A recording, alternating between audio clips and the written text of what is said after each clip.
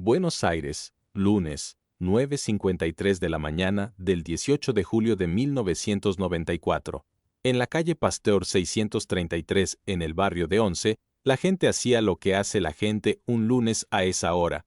Había una mujer que había llegado temprano a pedir un turno, un estudiante que subía las escaleras con una carpeta bajo el brazo, un empleado que recién encendía la computadora, un señor Mayo R. que saludaba al guardia de la entrada como lo hacía todos los días desde hacía años. Ninguno de ellos oyó llegar la camioneta. Era una Renault Traffic blanca. Se detuvo frente al edificio de la Asociación Mutual Israelita Argentina. El hombre que la manejaba no bajó, no huyó, no llamó a nadie, simplemente esperó. Y si quieres seguir escuchando casos como este, que los grandes medios no cuentan así, suscríbete a Sello Rojo ahora. Aquí no nos quedamos en la superficie. 300 kilos de amatol, una mezcla de TNT y nitrato de amonio, convirtieron ese edificio de 7 pisos en polvo en una fracción de segundo. El cráter en el asfalto midió varios metros. Los vidrios volaron a cuadras de distancia. Los cuerpos también. 85 personas murieron ese día. Más de 300 resultaron heridas. Fue el peor atentado terrorista de la historia argentina, y también el mayor ataque de este tipo que América Latina haya visto jamás. Pero hay 3 preguntas que la Argentina oficial tardó 30 años en responder. La primera, ¿quién era ese hombre al volante? ¿Y quién lo había enviado desde el otro lado del mundo? La segunda, ¿cómo pudo un equipo de operativos extranjeros entrar a Buenos Aires, preparar una bomba de 300 kilos y salir sin que nadie los detectara?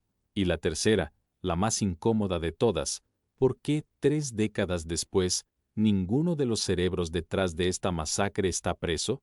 Este episodio responde las 3, pero también revela algo que va más allá del atentado en sí, cómo el régimen iraní construyó durante años una red invisible en territorio argentino, cómo un juez destruyó deliberadamente la primera investigación a cambio de dinero, cómo una presidenta firmó un acuerdo secreto con el país acusado de la masacre y cómo el único fiscal que estuvo a punto de probarlo todo apareció muerto en su departamento en Buenos Aires un domingo a la noche, horas antes de declarar ante el Congreso. El hombre al volante de esa camioneta tenía nombre, tenía una organización detrás, tenía una cadena de mando que llegaba hasta los pisos más altos del poder en Teherán y en agosto de 1993, 11 meses antes de que esa bomba detonara, 4 hombres se reunieron en una ciudad iraní llamada Mashhad y tomaron una decisión que selló la suerte de 85 personas que en ese momento no sabían que existían. Para entender lo que pasó en esa reunión, hay que entender primero el país en el que esa bomba cayó, porque la Argentina de 1994 no era solo el escenario, era también parte de la explicación. Argentina, en 1994, era un país en transformación acelerada, y esa transformación tenía consecuencias que nadie en Buenos Aires terminaba de medir. Hacía apenas 11 años que la dictadura militar había terminado, 11 años desde que los desaparecidos empezaron a tener nombres en los diarios, desde que las madres de Plaza de Mayo dejaron de caminar en silencio. La democracia era todavía algo frágil, algo que se nombraba con cuidado, como si nombrarlo demasiado fuerte pudiera romperlo. Y sobre ese terreno inestable gobernaba Carlos Menem, un peronista de La Rioja, que había ganado las elecciones en 1989, prometiendo una cosa y gobernando exactamente la contraria. Menem privatizó empresas estatales, abrió la economía, ancló el peso al dólar y reposicionó a Argentina en el tablero internacional con una claridad que pocos líderes latinoamericanos de esa época se habían atrevido a tener. Buenos Aires quería ser aliada de Occidente. Eso implicaba tomar decisiones que no eran neutrales. Una de ellas afectó directamente a Irán. En los años 80, durante el gobierno de Raúl Alfonsín, Argentina había firmado acuerdos de cooperación tecnológica nuclear con Teherán. Eran contratos que tenían valor estratégico para el régimen iraní, que en ese momento buscaba desarrollar capacidades nucleares propias. Cuando Menem llegó al poder y giró la política exterior hacia Washington, esos acuerdos empezaron a enfriarse. Según la Fiscalía Argentina y el informe de inteligencia que décadas después sería desclasificado, Buenos Aires canceló o suspendió esa transferencia de tecnología en los primeros años 90. La cancelación exacta es disputada entre fuentes. Algunas sostienen que las negociaciones seguían activas hasta 1994, pero lo que no está en duda es esto. Teherán lo interpretó como una traición, y Teherán tenía sus propias formas de responder. El 17 de marzo de 1992, un coche bomba destruyó la embajada de Israel en Buenos Aires. 22 muertos, 242 heridos. Hezbollah reivindicó el ataque. La investigación. Argentina nunca produjo condenas. El edificio fue demolido. La causa se archivó sin responsables presos. Y la vida siguió. Eso es lo que hay que retener de ese primer atentado.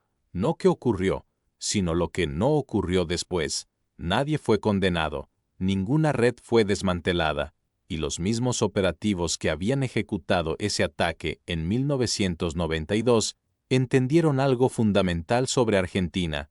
Era un país donde se podía matar con impunidad, un país donde las instituciones podían ser doblegadas, donde el ruido de un escándalo era suficiente para enterrar una investigación. Cuando la bomba de la AMIA estalló 2 años después, los medios argentinos volcaron todo sobre el caso. Clarín, La Nación, Página 12, cubrieron los rescates hora por hora. Las imágenes del edificio derrumbado estuvieron en la tapa de todos los diarios durante semanas.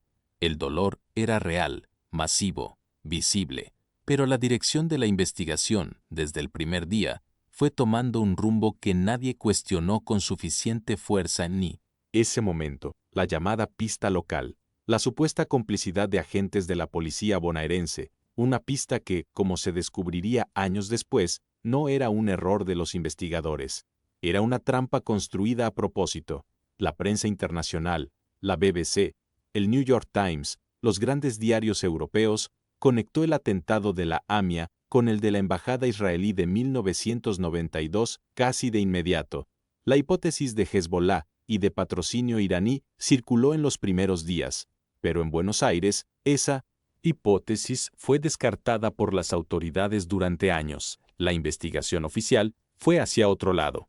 Hay un detalle en esa cobertura de 1994 que parece menor y no lo es. En los primeros días después del atentado, los diarios argentinos publicaron las primeras declaraciones del juez asignado al caso, Juan José Galeano. Era un magistrado de perfil bajo, sin historial llamativo. Habló de rigor, de compromiso con las víctimas, de que la justicia argentina iba a dar respuestas. Su nombre apareció en las tapas como sinónimo de esperanza. Años después, ese mismo nombre aparecería en las tapas por una razón completamente distinta, pero en julio de 1994 nadie todavía lo sabía. Lo que sí se sabía, o debería haberse sabido, era que la red que preparó ese ataque no había nacido en 1994. Tenía raíces en Argentina que venían de mucho antes, y el hombre que las había plantado llevaba más de una década viviendo en Buenos Aires, hablando español con acento persa, comprando terrenos, construyendo contactos. Su nombre era Mohsen Rabbani, y su historia empieza mucho antes de que esa camioneta blanca apareciera en la calle Pasteur. Para entender cómo pudo prepararse ese ataque en Buenos Aires sin que nadie lo detectara, hay que retroceder hasta 1979, porque la red que ejecutó el atentado de la AMIA no se construyó en semanas ni en meses, se construyó durante 15 años con paciencia de Estado. El 1 de febrero de 1979, el ayatolá Jomeini bajó del avión en Teherán después de 14 años de exilio y pronunció una frase que resumía todo su programa político. La revolución islámica no era solo para Irán, era para el mundo islámico, para todos los oprimidos. Era, en su concepción, un fuego que debía propagarse. Y Jomeini lo dijo con todas las letras. El objetivo era exportar la revolución. Eso no fue solo retórica, fue doctrina de Estado, y tuvo consecuencias concretas. En 1982, mientras Israel avanzaba sobre el Líbano en la llamada Primera Guerra del Líbano, el régimen iraní envió cientos de guardias de la revolución al Valle de la Beca, en territorio libanés. Ahí entrenaron, armaron y organizaron a grupos chiitas locales. De esa operación nació Hezbollah. No fue un movimiento espontáneo de resistencia, fue una creación deliberada de Teherán, financiada por Teherán, dirigida estratégicamente por Teherán, un brazo armado capaz de actuar en cualquier parte del mundo con cobertura de negación plausible para el régimen iraní. Cuando Ali Jamenei asumió como líder supremo en 1989, tras la muerte de Khomeini, la doctrina no cambió, se profundizó. Jamenei heredó una estructura de inteligencia y un aparato de operaciones externas que tenía ya casi una década de experiencia en ataques fuera del territorio iraní. El Ministerio de Inteligencia, conocido por siglas en persa como BEVAC, operaba con presupuesto, autonomía y objetivos propios, y uno de directores más activos sería, en los años 90, Ali Falahian. Pero antes de que Falahian entrara en escena, ya había un hombre en Buenos Aires haciendo trabajo de campo. Mohsen Rabbani llegó a Argentina a principios de los años 80. Venía como representante religioso. Hablaba de educación islámica, de comunidad, de cultura. Tenía contactos dentro de la comunidad chiita de Argentina y de los países vecinos. En 1983, participó en la compra de un terreno en Buenos Aires para la construcción de una mezquita. Era discreto, metódico, y sabía moverse en dos mundos al mismo tiempo, el mundo visible del representante cultural y el mundo invisible del operativo de inteligencia. Durante más de una década, Rabbani construyó una red de contactos en Argentina y en la región, identificó comunidades, trazó mapas humanos, entendió cómo funcionaban las instituciones argentinas, dónde estaban los puntos débiles, qué podía conseguirse y qué no. Según el informe de la CIDE, desclasificado en 2024, y el testimonio del informante Abolghasem Mesbahi, un exfuncionario iraní que desertó y comenzó a colaborar con los servicios de inteligencia occidentales, Rabbani no solo era un coordinador logístico, era el hombre de Teherán en el Cono Sur. Reportes llegaban directamente al BEVAC. Lo que hacía a Rabbani peligroso no era que fuera un fanático visible, era exactamente lo contrario. Era alguien que había aprendido a pasar desapercibido en un país que no lo vigilaba. Argentina en los años 80 no tenía una unidad de contraterrorismo que monitoreara a funcionarios de embajadas extranjeras con ese nivel de sistematicidad. Y la embajada iraní, con sus credenciales diplomáticas, ofrecía una cobertura casi perfecta. Hay que detenerse un momento en este punto, porque es el núcleo de todo lo que viene después. Una embajada no es solo un edificio, es territorio soberano del país que representa.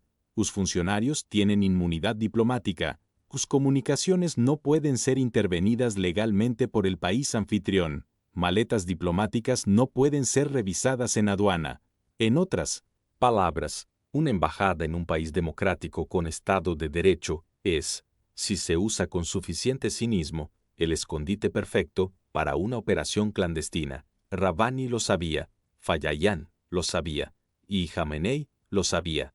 Ahmad Asghari era el tercer secretario de la embajada iraní en Buenos Aires. Según la investigación posterior, también formaba parte de la red. Funciones oficiales eran administrativas, funciones reales eran activar contactos, manejar comunicaciones cifradas con Teherán y apoyar la logística de las operaciones en territorio argentino. Cuando el atentado de la embajada israelí ocurrió en marzo de 1992, esta red ya estaba consolidada desde hacía años. 22 personas murieron en ese ataque, 242 resultaron heridas. Hezbollah lo reivindicó. La investigación argentina no llegó a ninguna condena, y Rabbani y Asghari, con sus credenciales diplomáticas intactas, siguieron en Buenos Aires. Eso fue la señal más importante de todo el periodo previo al atentado de la AMIA. No que la red existiera, eso era esperable. La señal era que la red había actuado una vez a plena luz en la capital de Argentina y nadie la había tocado. Nadie había pedido la expulsión de los funcionarios iraníes. Nadie había desmantelado nada. El Estado argentino, por incapacidad o por falta de voluntad política, había dejado intacto todo el andamiaje, así que cuando en agosto de 1993 llegó desde Teherán una nueva orden, Rabbani ya tenía todo lo que necesitaba. La Judía estaba activa, los contactos estaban en su lugar, Buenos Aires era territorio conocido, y la AMIA, la mutual judía más importante de América Latina, en pleno barrio de Once, con cientos de personas entrando y saliendo cada día menos, ya había sido señalada como objetivo. Lo que faltaba era la orden formal, y esa orden llegó desde el lugar más alto al que puede llegar una orden en la República Islámica de Irán. Mashhad es la segunda ciudad más grande de Irán, es también la ciudad más sagrada del chiismo iraní. Allí está el santuario del imam Ali al-Ridá, octavo imam de la tradición duodecimana, y cada año millones de peregrinos llegan desde todo el mundo islámico para visitarlo. Es una ciudad de cúpulas doradas y multitudes silenciosas, de hombres que rezan y mujeres que cubren rostros con telas oscuras. Es, en muchos sentidos, el corazón espiritual de la República Islámica, y según la posición judicial de la Fiscalía Argentina, sostenida en el testimonio del informante Mesbahi, respaldada por el informe de inteligencia de la CIDE, desclasificado en 2024, fue ahí, en Mashhad, en agosto de 1993, donde se tomó la decisión que 11 meses después mataría a 85 personas en Buenos Aires. La reunión no fue anunciada, no dejó actas públicas, no existió, según el gobierno iraní, que la niega categóricamente hasta hoy, pero según Mesbahi, que era en ese momento un funcionario iraní con acceso a información de alto nivel, los presentes eran 4: Ali Jamenei, líder supremo de la República Islámica desde 1989; Akbar Hashemi Rafsanjani, presidente de Irán; Ali Akbar Velayati, canciller; y Ali Falahian, ministro de Inteligencia. 4 hombres, una sala, una decisión. Es importante ser precisos sobre lo que se sabe y lo que no. La reunión de Mashhad es, a fecha de hoy, la posición oficial de la justicia argentina. Ha sido sostenida por 2 fiscales distintos, por jueces federales, y fue parte de la acusación formal presentada en 2006, con 800 páginas de respaldo. Pero también hay que decir con honestidad que Mesbahi es la fuente primaria más citada para ese evento específico y que su testimonio, aunque fue considerado creíble por la Fiscalía Argentina y por servicios de inteligencia occidentales, es el testimonio de un solo hombre. La Organización de las Naciones Unidas y algunos gobiernos europeos consideraron que esa evidencia, por sí sola, era insuficiente para justificar una extradición. Irán lo llama una fabricación. La controversia existe y debe ser nombrada. Con esa aclaración hecha, esto es lo que la investigación argentina sostiene que ocurrió en esa habitación en Mashhad. Argentina había tomado decisiones que Teherán interpretaba como hostiles. La cancelación o suspensión de los acuerdos de cooperación nuclear, cuya forma exacta sigue siendo disputada entre fuentes, fue el desencadenante más concreto. El gobierno iraní quería enviar un mensaje que dijera: hay consecuencias por cruzarse con nosotros, y el mensaje debía llegar a un objetivo, que tuviera peso simbólico y que pudiera ejecutarse en territorio argentino, donde la red ya existía. La elección de la comunidad judía no fue aleatoria, era coherente con la ideología del régimen. El antisemitismo sistémico de la República Islámica no era un accidente retórico, era doctrina. El Estado de Israel era el enemigo declarado. Las comunidades judías en el exterior eran, en esa lógica, extensiones de ese enemigo. Atacar la AMIA era, para esa cosmovisión, un acto de guerra legítimo. Jamenei, según la posición judicial argentina, presidió esa reunión y avaló la decisión. Falahian recibió el encargo de coordinar la operación desde el lado iraní. La ejecución operativa sería responsabilidad de Hezbollah y el nombre elegido para dirigirla fue el de Imad Mugniyeh. Mugniyeh era, para 1993, uno de los hombres más buscados del mundo y al mismo tiempo uno de los más invisibles. Había operado en las sombras durante más de una década. Era el responsable del atentado de 1983 contra Los cuarteles de la Infantería de Marina de los Estados Unidos en Beirut, 241 marines muertos en un solo ataque, el más mortífero contra fuerzas estadounidenses desde la Segunda Guerra Mundial. También había dirigido el ataque contra la Embajada de Estados Unidos en Beirut ese mismo año. Tenía en su historial secuestros, asesinatos selectivos, operaciones en múltiples países, y a pesar de todo eso, no había pisado un tribunal nunca. Era el hombre perfecto para esta operación. Conocía el modelo. Sabía cómo mover personas a través de fronteras sin dejar rastros visibles. Sabía cómo usar cobertura diplomática, documentos falsos, comunicaciones cifradas, y tenía, a través de Hezbollah, acceso a operativos dispuestos a morir. La decisión de Mashhad funcionó así. Jamenei y Rafsanjani aprobaron el ataque en términos políticos. Velayati, como canciller, tenía conocimiento del uso que se haría de la red diplomática. Fallahian tomó el control operativo desde Teherán y Rabbani, en Buenos Aires, sería el enlace en tierra, identificar el blanco, coordinar la logística, conseguir los recursos locales. La AMIA fue señalada como objetivo específico por Rabbani. Era el centro neurálgico de la comunidad judía argentina. Reunía servicios sociales, archivos comunitarios, organizaciones de bienestar, empleados, voluntarios. Un lunes a la mañana había cientos de personas dentro. Era, desde la perspectiva de quienes planeaban el ataque, un blanco de alto impacto simbólico y alta densidad humana. Una vez que Fajayan recibió el mandato, la maquinaria comenzó a moverse. Mugnille empezó a seleccionar al equipo operativo. Rabbani, en Buenos Aires, activó contactos y comenzó a reunir la información necesaria: mapas, horarios, rutas de acceso, puntos de control. Ahmad Asghari, desde la embajada, actuó como canal de comunicación, y en todo ese tiempo, desde agosto de 1993 hasta julio de 1994, menos nadie, en Argentina, detectó nada. La pregunta que permanece no es solo cómo lo hicieron, es por qué nadie los vio. Porque hay una diferencia entre no poder ver algo y no querer verlo, y en el caso de Argentina, esa diferencia importa más de lo que parece. Aguarda lo que viene ahora. La preparación silenciosa, el equipo que entró al país, la camioneta que nadie vigiló, y el detalle que durante años quedó enterrado en un expediente judicial al que casi nadie tuvo acceso. Los primeros días de julio de 1994, un grupo de hombres llegó a Buenos Aires. No llegaron juntos, no usaron el mismo aeropuerto, no, viajaron con nombres reales, llegaron en distintos vuelos, con distintos documentos, en distintos días. Esa fragmentación no fue un accidente, era el protocolo estándar de las operaciones externas de Hezbollah. Cada pieza del equipo viajaba de forma independiente, para que la caída de uno no comprometiera al resto. Según los registros telefónicos analizados durante años por el equipo del fiscal Nisman, esos movimientos podían rastrearse, no en tiempo real, nadie los estaba monitoreando en ese momento, sino hacia atrás, cuando ya había 85 muertos y alguien finalmente decidió mirar.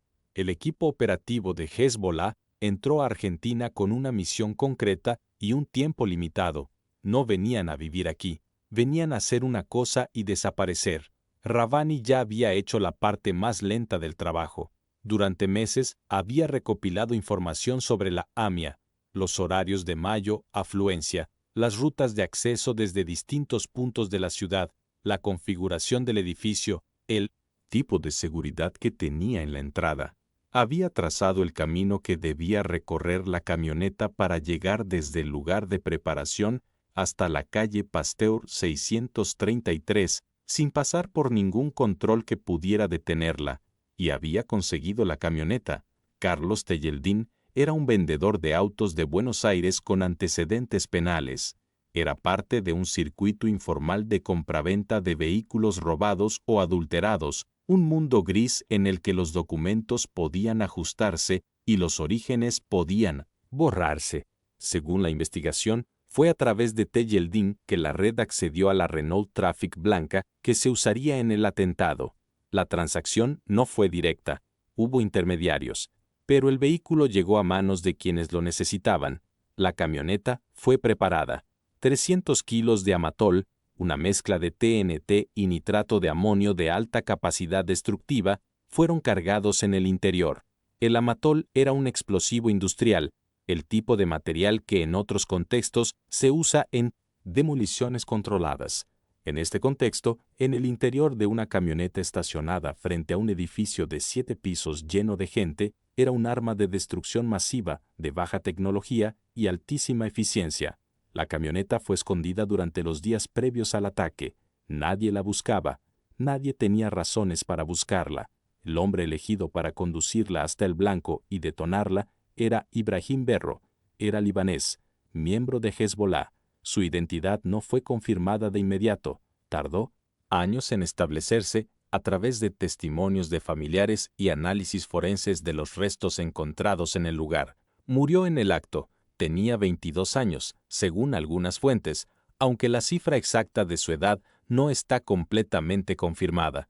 Lo que sí está confirmado, como posición judicial argentina, es que fue él quien manejó esa camioneta hasta la calle Pasteur. ¿Cómo pudo todo eso ocurrir sin que nadie lo detectara? La respuesta tiene varias capas. La primera es estructural. Argentina en 1994 no tenía un sistema de contraterrorismo sofisticado. El atentado de la embajada israelí en 1992 había demostrado que la infraestructura de inteligencia nacional no estaba preparada para detectar operativos clandestinos que ingresaban al país con documentación de distintas nacionalidades y usaban la cobertura diplomática como escudo. Después de ese primer atentado, no se hicieron los cambios necesarios. La lección no fue aprendida. La segunda capa es la cobertura diplomática.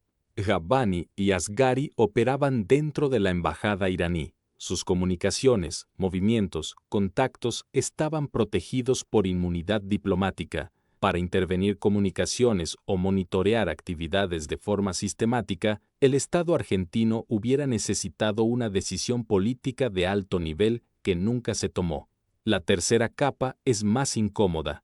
Hay indicios documentados en el expediente judicial posterior de que la CIDE, el Servicio de Inteligencia argentino, tenía información sobre la presencia de operativos en Buenos Aires en el periodo previo al atentado. Esa información no fue procesada ni actuada.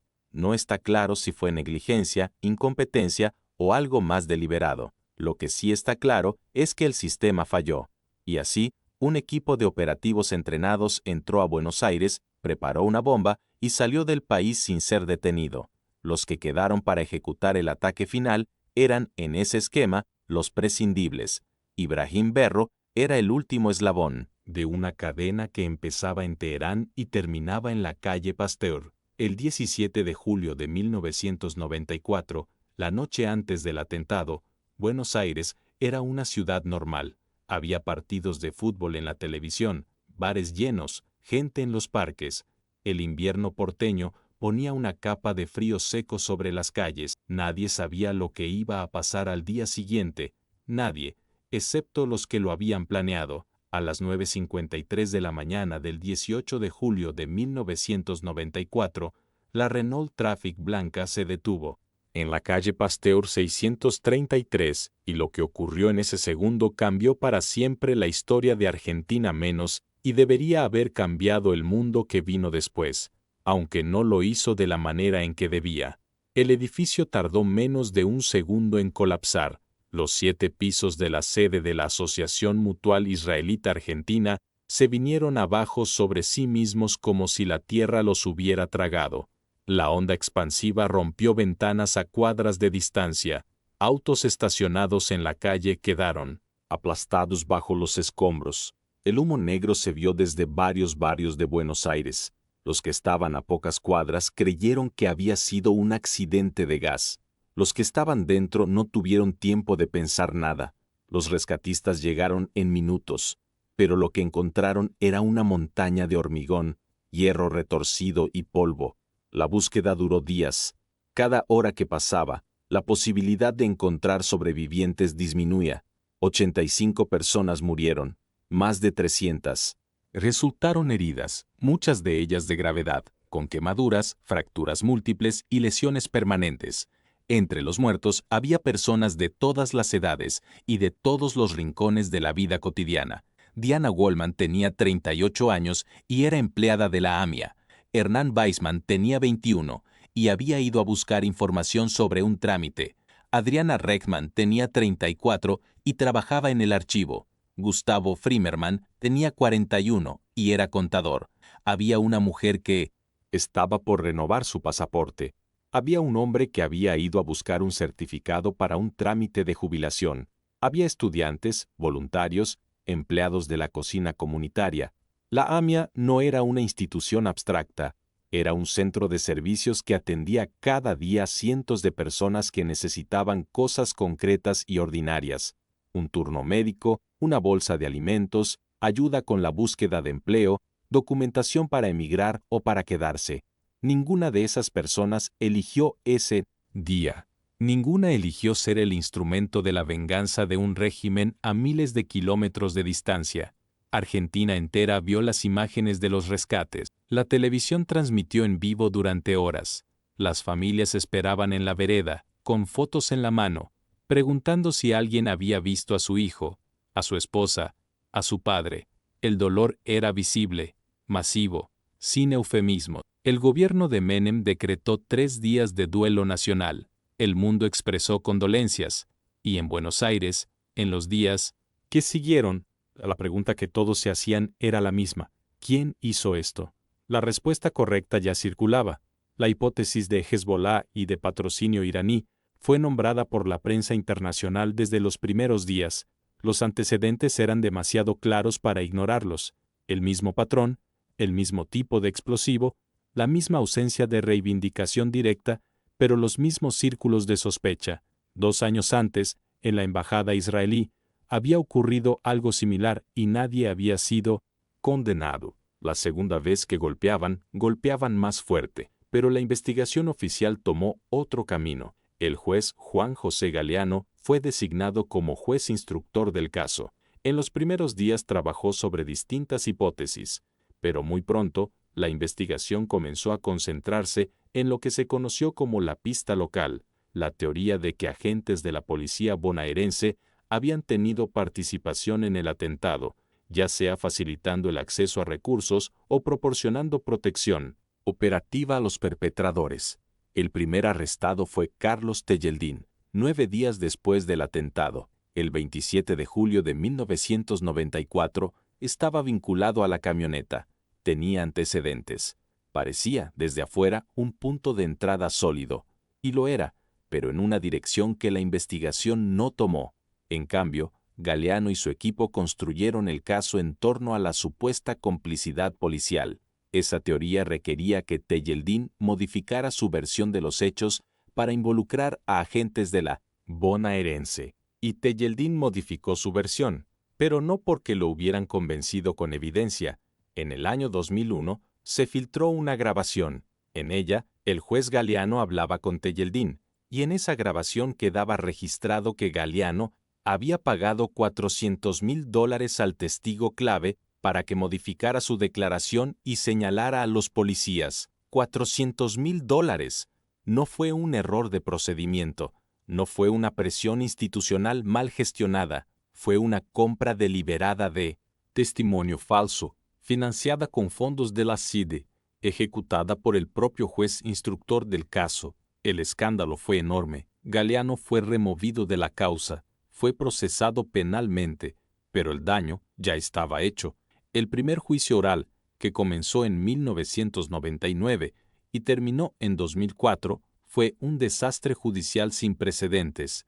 El proceso estaba construido sobre cimientos podridos.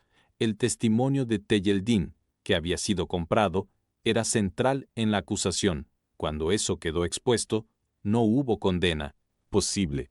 Los acusados policiales fueron absueltos. 10 años de investigación destruidos. 10 años. Ese número no es solo una estadística judicial. Es el tiempo que pasó sin que las familias de las víctimas pudieran sentarse frente a un tribunal que juzgara a los verdaderos responsables. Es el tiempo que Rabbani y Asghari pasaron en Irán, fuera del alcance de la justicia argentina, mientras la investigación se consumía en una pista falsa. Es el tiempo que Falahian y Mughniyeh usaron para seguir operando, para estar disponibles en otros teatros de operaciones. La pregunta que la grabación del pago planteó, menos, y que hasta hoy no tiene respuesta pública completa, menos no es solo por qué Galeano lo hizo, es si lo hizo solo, si alguien le pidió que lo hiciera, si desviar la investigación hacia la policía bonaerense y alejarla de la pista iraní fue una decisión de un juez corrupto que actuó por iniciativa propia, o si fue parte de algo más grande y más deliberado. No está confirmado, no sé, sabe con certeza. Pero la pregunta existe. Lo que sí está confirmado es esto. En 2004, cuando el primer proceso terminó en absoluciones, Argentina llevaba 10 años sin justicia, y en ese mismo año, un fiscal al que casi nadie conocía fue designado para empezar desde cero. Se llamaba Alberto Nisman, y lo que haría en los siguientes 11 años cambiaría el caso para siempre, menos y terminaría costándole la vida. Alberto Nisman tenía 40 años cuando fue designado fiscal especial de la Unidad Fiscal de Investigación del Atentado a la AMIA en 2004. Era un fiscal federal sin perfil público, metódico, con formación técnica sólida. No era un político, no era un activista. Era un hombre que entendía que tenía en manos el expediente más importante de la historia judicial argentina y que la única forma de no arruinarlo era construirlo con una lentitud deliberada. Empezó desde cero. El expediente que recibió era un desastre. La primera investigación había sido conducida con evidencia, fabricada, testigos comprados y un juez que respondía a intereses que nadie había logrado identificar completamente. Lo poco que quedaba utilizable era fragmentario, disperso y en muchos casos contaminado por la manipulación de Galeano. Nisman no se lamentó por eso. Formó un equipo, contrató analistas de inteligencia, estableció contactos con servicios de inteligencia extranjeros, especialmente con la comunicación intraatria y con el Mossad, aunque esas colaboraciones nunca fueron reconocidas oficialmente en Lorin. todos detalles, y comenzó a reconstruir la cadena de mando desde abajo hacia arriba. Durante 2 años, el trabajo fue invisible para el público. Nisman no daba conferencias de prensa, no filtraba información a los diarios, trabajaba. El 25 de octubre de 2006, Alberto Nisman y su colega el fiscal Marcelo Martínez Burgos presentaron la acusación formal. 800 páginas, 8 acusados, el gobierno iraní y Hezbollah nombrados directamente como responsables del atentado. Los acusados incluían al expresidente Rafsanjani, al canciller Velayati, al ministro de Inteligencia Falahian, al coordinador en tierra Rabbani, al tercer secretario de embajada Asghari y al jefe operativo de Hezbollah Imad Mughniyeh. Era la primera vez en la historia que un fiscal de un estado latinoamericano acusaba formalmente a los máximos dirigentes de un estado soberano por un atentado terrorista en su territorio. La reacción de Irán fue inmediata y predecible. Negación total. El gobierno iraní calificó la acusación de fabricación política, de instrumento del imperialismo y del sionismo, de una operación diseñada para dañar a la República Islámica. El canciller iraní de ese momento llamó a los fiscales argentinos marionetas de Israel. La retórica fue encendida, pero la sustancia era la misma en todas las declaraciones. Nosotros no tuvimos nada que ver. En 2007, Interpol emitió alertas rojas contra 5 ciudadanos iraníes y el libanés Mughniyeh. Las alertas rojas son el nivel más alto de solicitud de búsqueda y detención que puede emitir Interpol. Implican que cualquier país miembro que encuentre al sujeto debe detenerlo y notificar a la organización. En la práctica, son tan efectivas como la voluntad política del país donde se encuentra el buscado. Irán no iba a entregar a nadie. Y así, las alertas rojas funcionaron durante años como documentos simbólicos, declaraciones de responsabilidad sin consecuencia ejecutable. Los 11 años del mandato de Nisman estuvieron marcados por esa tensión permanente, acusaciones sólidas, arquitectura probatoria creciente y al mismo tiempo la certeza de que los acusados estaban sentados en Teherán, en casas, con cargos o con retiros, completamente fuera de alcance. Y entonces ocurrió algo que Nisman no esperaba, o quizás sí esperaba, pero no en esa forma. El 27 de enero de 2013, la presidenta Cristina Fernández de Kirchner y el canciller Héctor Timerman firmaron en Addis Abeba un memorándum de entendimiento con la República Islámica de Irán. El documento creaba una comisión de la verdad conjunta, integrada por representantes de ambos países para investigar el atentado. La comisión tendría acceso a los expedientes judiciales argentinos. Los funcionarios iraníes acusados podrían ser interrogados, pero en territorio iraní, ante jueces iraníes, siguiendo procedimientos iraníes. El gobierno argentino lo presentó como un avance diplomático, como un mecanismo pragmático para lograr lo que la presión judicial directa no había conseguido: acceder a los acusados. Kirchner habló de un paso adelante en la búsqueda de justicia. Nisman lo vio de manera radicalmente distinta. Para el fiscal, el memorándum no era un instrumento de justicia, era su antítesis. Crear una comisión conjunta con el Estado acusado de perpetrar el atentado implicaba, en la práctica, darle a ese Estado poder de veto sobre la investigación. Los funcionarios iraníes serían interrogados en Irán, bajo jurisdicción iraní, sin posibilidad real de que un juez argentino los imputara, los detuviera o los extraditara. Y si la comisión llegaba a funcionar, las alertas rojas de Interpol podrían quedar en suspenso, porque el mecanismo bilateral reemplazaría al mecanismo multilateral. En otras palabras, según Nisman, el memorándum era una operación para vaciar de contenido la acusación de 2006 sin tener que revocarla formalmente. Nisman pasó casi 2 años construyendo una denuncia penal contra Kirchner y Timerman. No fue una reacción impulsiva. Fue una investigación minuciosa sobre los contactos previos entre el gobierno argentino y funcionarios iraníes, sobre las conversaciones que precedieron al memorándum, sobre los intereses económicos en juego en particular, los acuerdos de petróleo por granos que Argentina y Venezuela estaban negociando con Irán en ese periodo. La denuncia sostenía que el memorándum fue el resultado de un intercambio.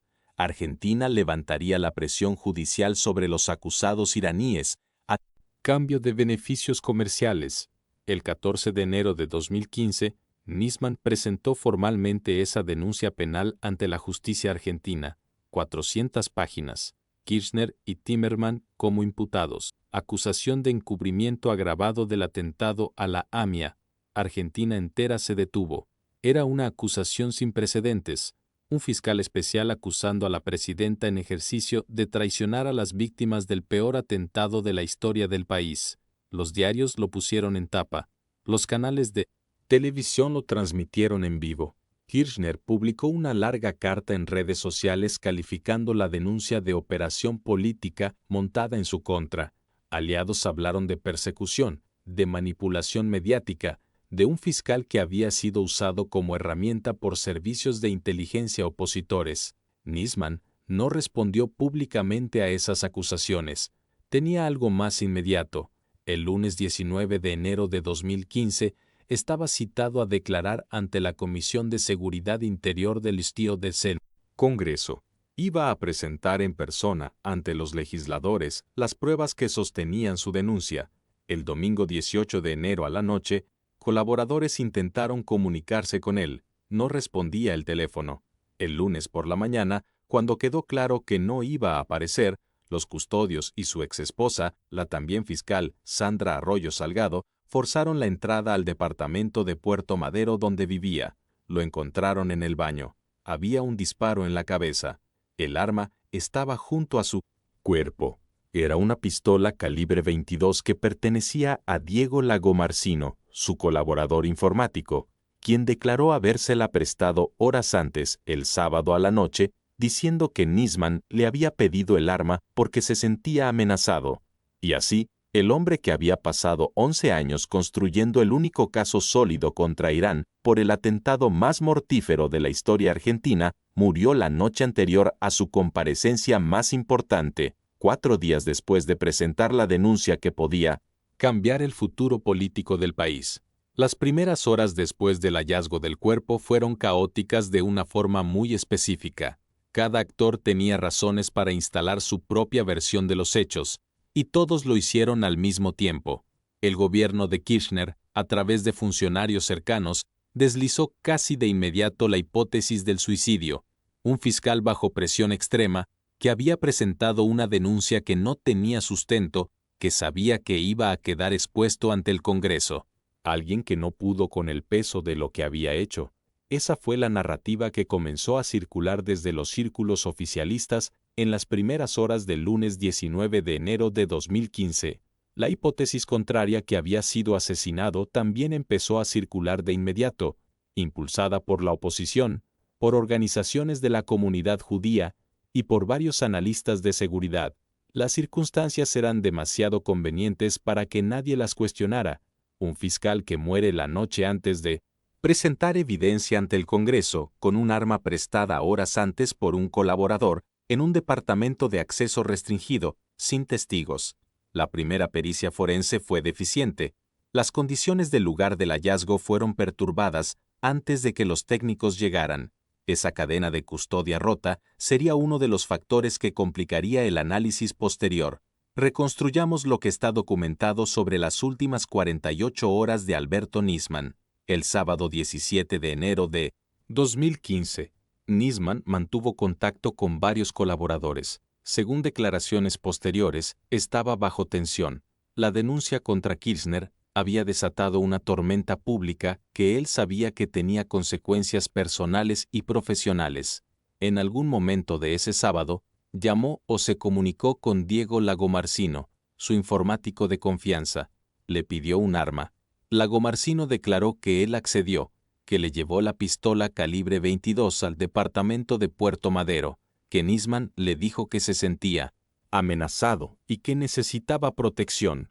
Esa declaración fue desde el principio el punto de mayor tensión en el caso. Si Nisman se sentía amenazado, eso contradecía directamente la hipótesis del suicidio. Un hombre que teme por su vida y pide un arma para protegerse no es, en principio, un hombre que planea matarse esa misma noche. La autopsia inicial estableció la causa de muerte como herida de bala en la cabeza. El disparo tenía una trayectoria que los peritos debatirían durante años. Uno de los puntos más controvertidos fue la posición del arma y la presencia menos o ausencia de residuos de pólvora en la mano de Nisman. Los peritos de la Gendarmería, que realizaron una pericia independiente años después, concluyeron que Nisman había sido drogado, golpeado y luego disparado, y que la escena había sido montada para simular un suicidio. Esa fue la conclusión de la Gendarmería, que fue incorporada al expediente. En diciembre de 2017, el juez federal Julián Ercolini emitió su resolución. En diciembre de 2017, el juez federal Julián Ercolini emitió su resolución. 656 páginas. El juez estableció que la muerte de Alberto Nisman no obedeció a un suicidio. Fue la conclusión judicial oficial. No fue un suicidio. Eso no significa necesariamente que se sepa con certeza quién lo mató ni cómo. Significa que la hipótesis del suicidio, para el juez que instruyó el caso, era incompatible con las evidencias disponibles. ¿Crees que la muerte de Nisman fue un suicidio o fue un asesinato? Escribilo en los comentarios. Hay dos teorías, y los hechos apoyan aspectos de las dos. Diego Lagomarsino fue procesado como partícipe necesario del homicidio, no como autor material.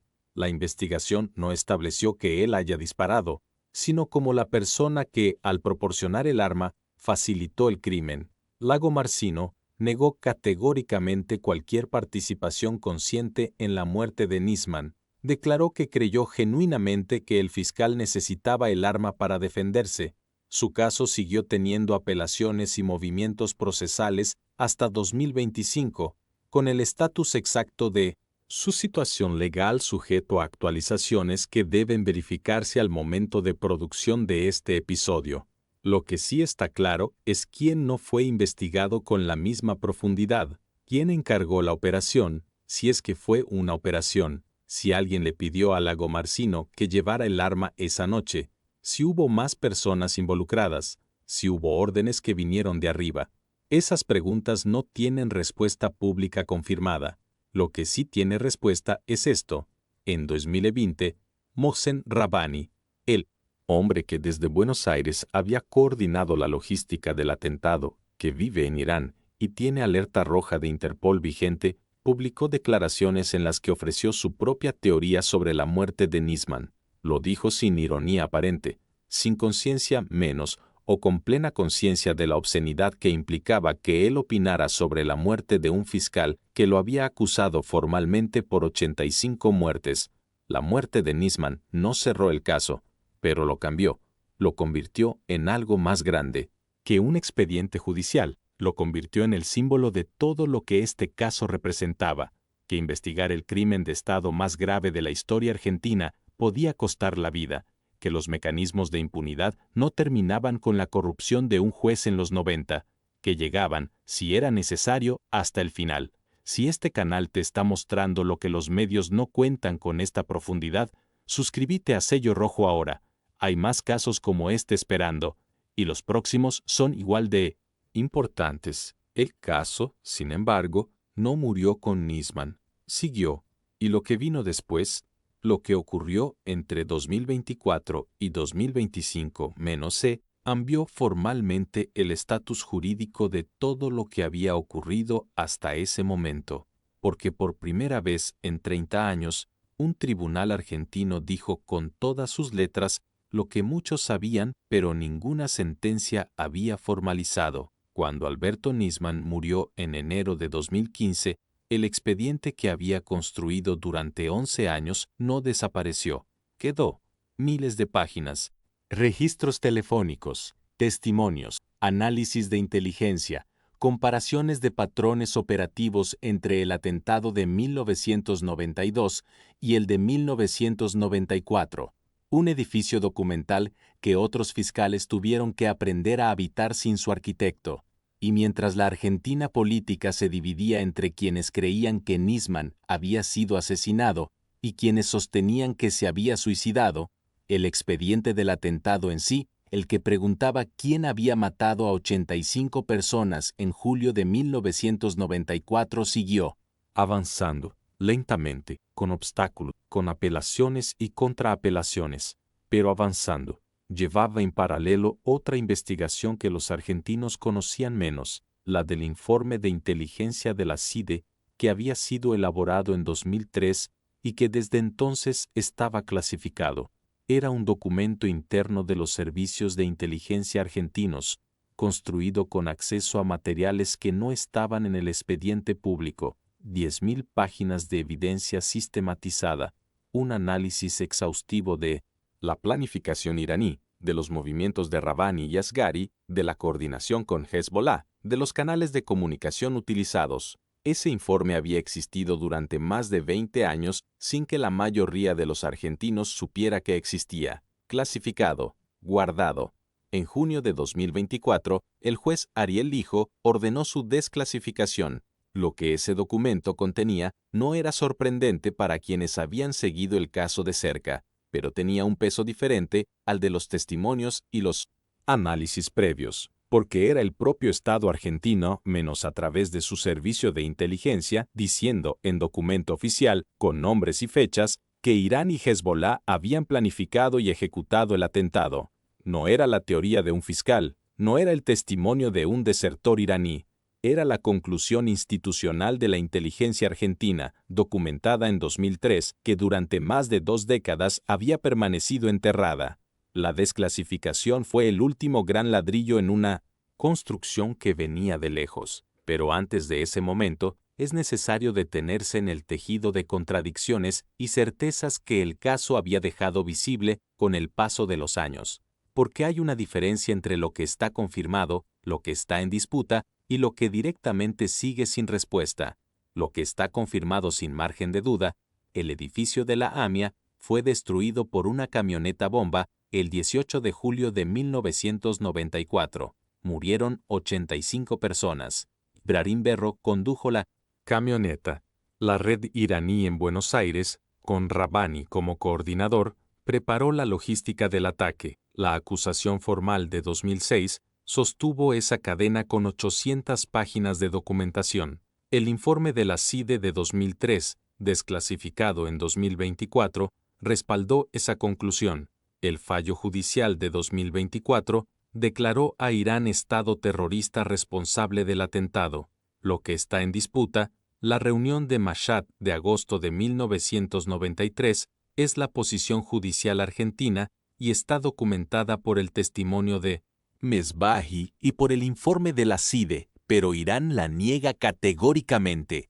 Mesbahi es la fuente primaria más citada para ese evento específico, y aunque su testimonio fue considerado creíble por la Fiscalía Argentina y por servicios occidentales, algunos análisis jurídicos internacionales consideraron que era insuficiente para sustentar una extradición. Esa tensión entre la certeza judicial argentina y la dificultad de ejecución internacional es parte estructural del caso. Lo que está en disputa, con alta intensidad, la muerte de Nisman. Dos versiones formales coexisten. La versión del juez Ercolini, en 2017, que estableció que no fue suicidio y procesó a Lagomarsino como partícipe, y la versión de sectores que rodean a la expresidenta Kirchner, que sostienen que fue suicidio.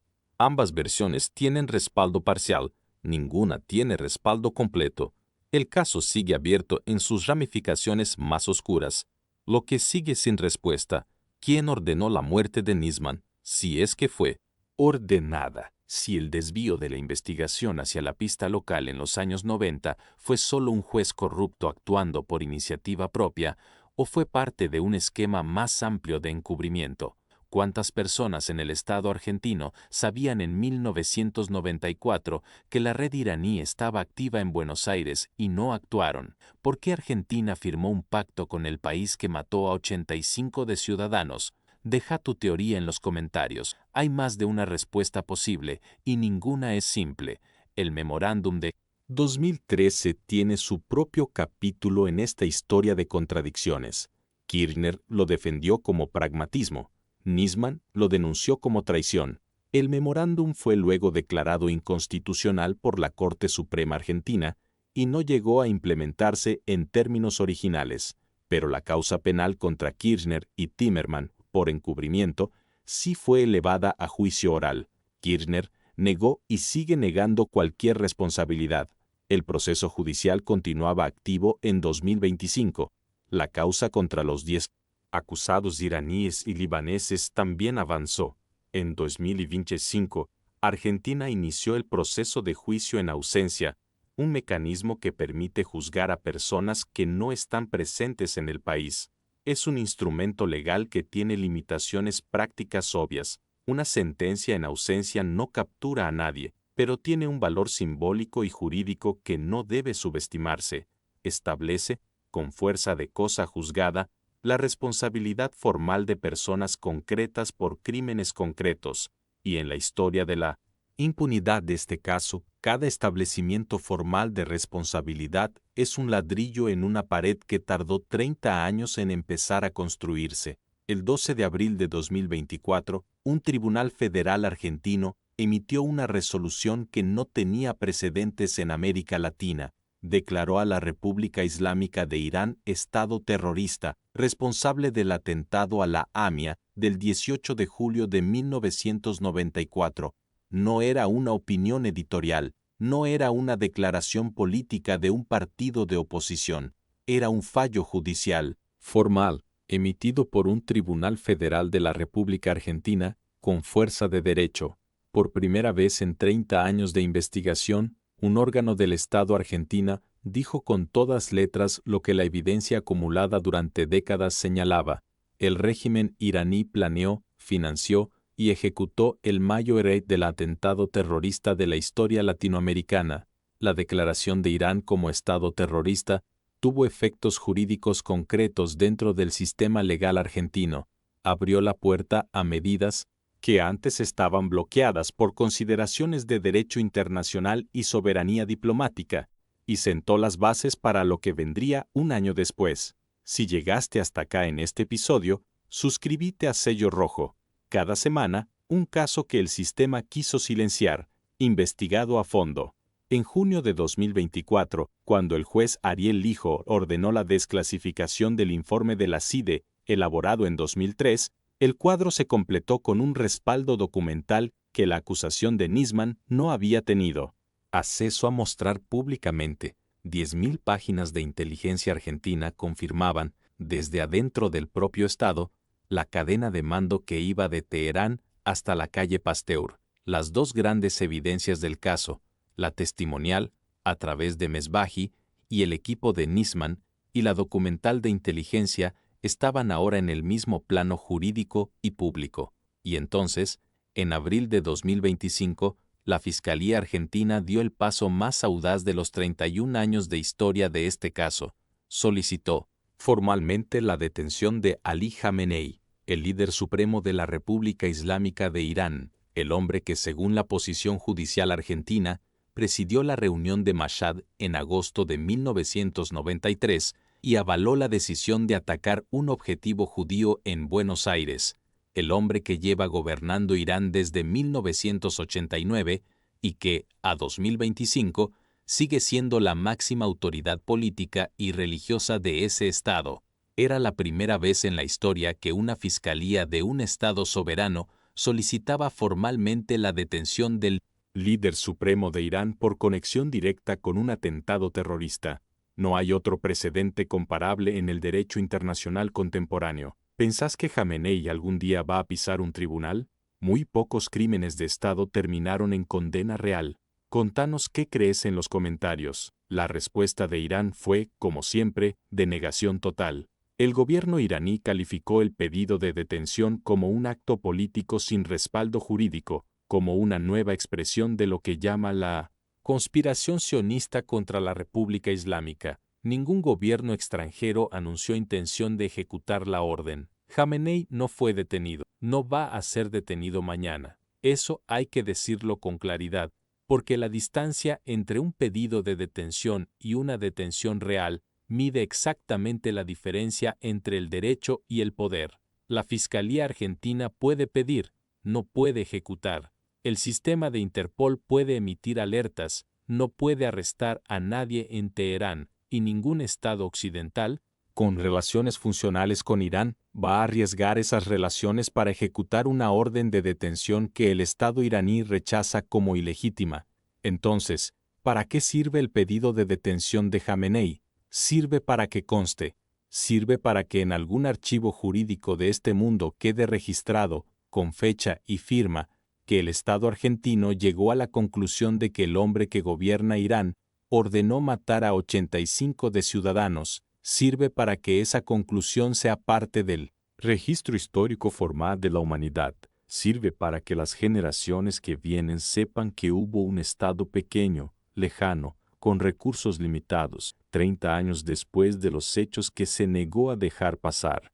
En 2025, el juicio en ausencia contra 10 ciudadanos iraníes y libaneses avanzó en los tribunales argentinos.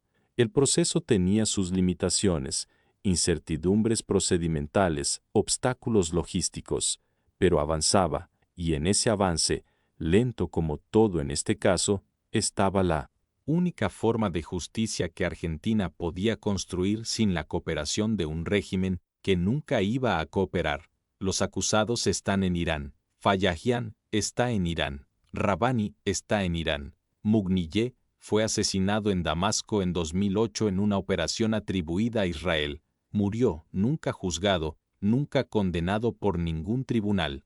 Asghari desapareció del radar público.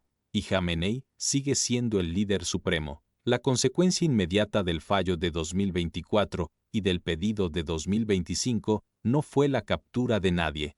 Consecuencia fue otra, más difusa pero no menos real. Terminó, al menos formalmente, la era de la duda institucional. Argentina ya no podía fingir que no sabía. El Estado ya había dicho con voz judicial lo que ocurrió. Lo que restaba, lo que siempre restará, era la brecha entre saber y poder. 31 años. Ese es el número que define este caso más que cualquier otro. No los 85 muertos, aunque son el centro moral de todo. No las 800 páginas de la acusación de Nisman, aunque son su columna vertebral jurídica. no las 10.000 páginas del informe de la CIDE, aunque son su respaldo documental más sólido. El número que define este caso es 31 años sin que ninguno de los responsables intelectuales haya pisado un tribunal, sin que ninguno haya sido condenado, sin que ninguna familia de ninguna de las 85 víctimas haya visto a un culpable sentado frente a un juez que lo juzgara por lo que hizo. Ese número tiene consecuencias que van mucho más allá del expediente judicial. La comunidad judía argentina, la más grande de América Latina en 1994 y todavía una de las más grandes del mundo, vivió esos 31 años con una herida que ningún acto institucional pudo cerrar completamente. Cada 18 de julio, frente a lo que quedó del edificio de la calle Pasteur, que fue demolido y reemplazado por un memorial, las familias de las víctimas volvían a reunirse, volvían a leer los nombres, volvían a exigir lo que se les debía. El memorial de la AMIA se convirtió en uno de los lugares de memoria más visitados de Buenos Aires. Las placas con los nombres de los 85 muertos, el espacio abierto donde hubo un edificio, el silencio que pesa diferente cuando uno sabe lo que pasó ahí. Ese lugar no es solo un homenaje, es también una acusación permanente contra el tiempo transcurrido y la impunidad que lo llenó. Compartí este episodio con alguien que crea que el terrorismo internacional no tiene nada que ver con América Latina, porque este caso demuestra exactamente lo contrario. Las consecuencias institucionales del atentado fueron reales, aunque tardaron. Argentina reformó en distintas etapas sistemas de contraterrorismo e inteligencia. La CIDE fue reorganizada y eventualmente reemplazada por la Agencia Federal de Inteligencia, la AFI.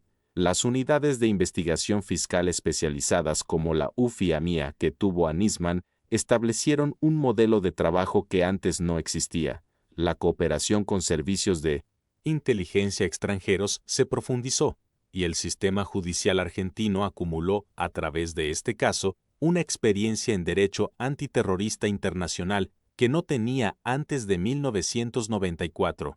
Pero esos cambios institucionales no devolvieron a nadie, y eso es lo que las familias de las víctimas nunca dejaron de señalar. La Asociación de Familiares de Víctimas del Atentado a la AMIA fue durante décadas uno de los grupos de presión cívica más persistentes y más articulados de la Argentina. Integrantes aparecieron en cada audiencia judicial, viajaron a presentar el caso ante organismos internacionales, hablaron ante la Organización de las Naciones Unidas, ante el Parlamento Europeo, ante gobiernos de todo el mundo. No pidieron venganza, pedían lo que cualquier Estado de derecho está obligado a dar, un juicio. Nunca lo tuvieron, y en ese fracaso no hay solo una dimensión argentina, hay una dimensión global. Ningún Estado occidental presionó a Irán con la suficiente fuerza para producir extradiciones. Ningún organismo internacional tuvo los instrumentos para obligar a un Estado soberano a entregar a propios funcionarios por crímenes cometidos fuera de su territorio. Las alertas rojas de Interpol son, en el caso de un Estado que decide ignorarlas, papel con un membrete. El derecho internacional tiene mecanismos para muchas cosas, no tiene mecanismos eficaces para el caso en que un Estado decide, con plena conciencia, ignorarlos. Eso es lo que este caso revela sobre el mundo en que vivimos. No, sobre Argentina, no sobre Irán, sobre el mundo, sobre la arquitectura real del poder internacional, donde la soberanía de los estados más fuertes o más intransigentes funciona como escudo frente a la justicia, donde las víctimas de un atentado pueden ser ignoradas durante 3 décadas, no porque nadie sepa quiénes son los responsables, sino porque los responsables tienen pasaporte iraní y viven en Teherán. La muerte de Nisman agregó una dimensión más a ese legado, convirtió este caso en algo que trasciende el terrorismo y entra en el territorio más oscuro de la política doméstica. ¿Cuánto puede costarle a un funcionario público decir la verdad sobre el poder? Nisman construyó durante 11 años un caso contra un Estado extranjero y eso fue difícil pero sobrevivible. Cuando dirigió esa misma metodología hacia la presidenta de su propio país, murió 4 días después. Esa secuencia, la denuncia, la muerte, el lunes en que no apareció ante el Congreso, quedó grabada en la memoria colectiva. Argentina con una claridad que ninguna resolución judicial puede borrar del todo. Cada investigador, cada fiscal, cada juez que trabaje en Argentina sobre causas políticamente sensibles sabe lo que le pasó a Nisman, sabe que ese caso existe, y esa conciencia, aunque nadie la nombre, tiene efectos sobre el sistema. 31 años después del atentado, las familias de las víctimas siguen esperando. No a Khamenei, eso ya saben que no va a ocurrir. Esperan algo más simple y más difícil al mismo tiempo. Que el mundo reconozca que lo que ocurrió en la calle Pasteur 633 el 18 de julio de 1994 fue un crimen de Estado, que no fue un hecho aislado de un grupo de fanáticos sin conexión institucional, que fue una decisión política tomada en una habitación en Mashhad por hombres que todavía, algunos de ellos, tienen poder. Escribí en los comentarios el nombre de una de las 85 víctimas para que nadie las olvide, porque los números se olvidan, los nombres, si los repetimos, no. 85. Personas fueron a trabajar, a estudiar, a pedir un turno, a buscar un certificado, a entregar un formulario. Ninguna eligió ese día. Ninguna eligió ser el instrumento de venganza de un régimen a miles de kilómetros de distancia que había tomado una decisión en una habitación cerrada en Mashhad 11 meses antes, y 31 años después, el hombre que según la justicia argentina avaló esa decisión sigue siendo el líder supremo de la República Islámica de Irán. No está prófugo, no se esconde, aparece en televisión, recibe delegaciones, firma decretos, gobierna. Eso no es solo impunidad, es la arquitectura del mundo en que vivimos. Volvamos a las 3 preguntas que este episodio planteó al principio. ¿Quién era el hombre al volante de esa camioneta? ¿Y quién lo envió? Su nombre era Ibrahim Berro. Era miembro de Hezbollah. Lo enviaron desde una cadena de mando que empezaba en Teherán, pasaba por Beirut con Imad Muhniyeh como coordinador operativo y llegaba a Buenos Aires a través de Mohsen Rabbani, quien durante más de una década construyó la red que hizo posible el ataque. La orden, según la posición judicial argentina, vino de la cúpula más alta del régimen iraní. ¿Cómo pudo un ataque tan planificado prepararse en Buenos Aires sin que nadie lo detectara? Porque la red que lo preparó llevaba 15 años construyéndose bajo cobertura diplomática. Porque el atentado de 1992 contra la embajada israelí había demostrado que Argentina podía ser atacada sin consecuencias para los atacantes. Porque el Estado argentino, por incapacidad o por algo más deliberado, no tenía los mecanismos ni la voluntad política de vigilar lo que estaba ocurriendo dentro de la embajada iraní, y porque Ibrahim Berro era el último eslabón de una cadena. Cuando llegó a Buenos Aires, el trabajo difícil ya estaba hecho. ¿Por qué 30 años después ninguno de los responsables está preso? Porque viven en Irán, porque Irán nunca va a extraditar a propios funcionarios por orden de un tribunal argentino, porque el derecho internacional, en el caso de un Estado que decide ignorarlo, no tiene dientes, porque la geopolítica, el petróleo, los contratos, los equilibrios de poder pesa más que 85 muertos en la calle Pasteur, y porque el único fiscal que estaba a punto de forzar una ruptura en esa impunidad apareció muerto en su departamento la noche antes de declarar ante el Congreso. Lo que este caso deja, más allá de las respuestas, es una pregunta que trasciende a Argentina y a Irán. Es una pregunta sobre qué vale una vida cuando quien la tomó tiene suficiente poder para no rendir cuentas. Es una pregunta sobre qué hace el derecho cuando el poder lo ignora. Es una pregunta que este episodio no puede responder, porque no tiene respuesta fácil, pero que debe hacerse una y otra vez, hasta que las respuestas cambien. El caso sigue abierto. Las alertas rojas de Interpol siguen vigentes. El juicio en ausencia avanza y las familias de las 85 víctimas siguen ahí, cada 18 de julio, leyendo nombres en voz alta frente a un memorial que está donde hubo un edificio. No se conformaron con el silencio, y nosotros tampoco deberíamos conformarnos. Si este episodio te llegó, suscríbete a Sello Rojo ahora mismo y compartilo con alguien que consuma True Crime en serio. Aquí no nos quedamos en la superficie de ningún caso. Deja en los comentarios qué expediente querés que abramos la semana que viene. El próximo caso también involucra a un Estado que usó a sus propios diplomáticos para matar en otro continente, con otra bomba y con otro encubrimiento que duró décadas. No te lo pierdas.